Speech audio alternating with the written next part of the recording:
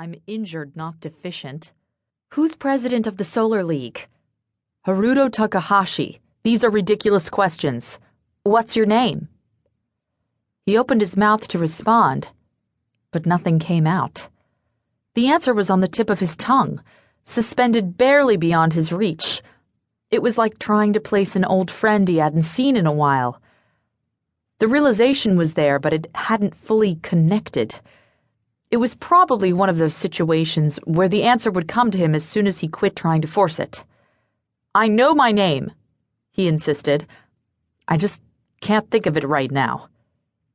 She wrinkled her forehead and studied him. What's my name? This time he didn't have the foggiest idea. His instincts told him they knew each other, but not very well. Otherwise, her name would be on the tip of his tongue, too. Remind me, he said. How do we know each other? Of course she didn't answer him. He was beginning to think she was doing that on purpose.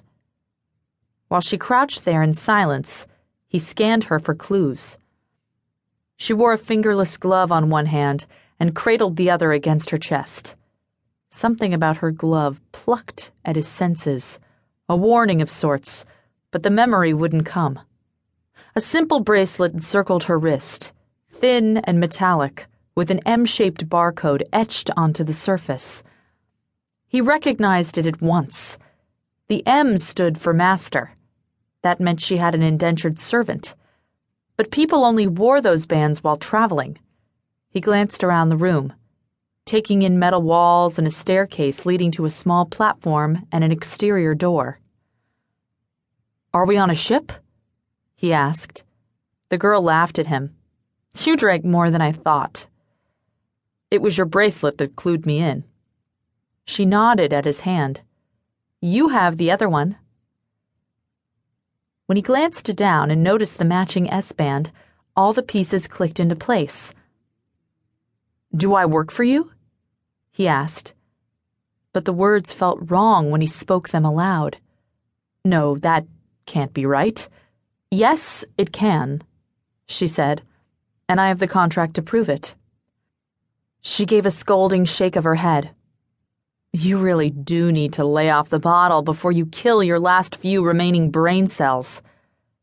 He scowled at her. Why would I indenture myself to you? For a free vacation, she said with a shrug. My father doesn't like me traveling alone, so he hired you to take me to the Obsidian Beaches. You said you've always wanted to go but couldn't afford the fare. It was a perfect match. She pointed at the platform above them.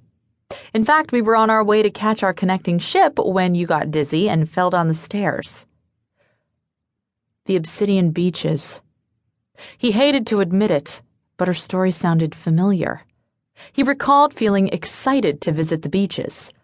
Everything else was a blur, but at least his memory had begun to return. Just as he'd predicted, full realization would come as soon as he quit trying to force it. However, this didn't mean he was anyone's servant. He couldn't picture himself hauling this girl's baggage or braiding her hair, assuming he knew how to braid hair. I want to see the contract, he told her. You can't, she said. It's with my luggage on the next ship, like we should be. But why did you hire me to travel with you? Why not take your friends? My father thinks they're a bad influence, she whispered behind her hand. He was afraid I'd have too much fun and come home with no tan lines. She laughed without humor. So he chose you to keep me on the straight and narrow.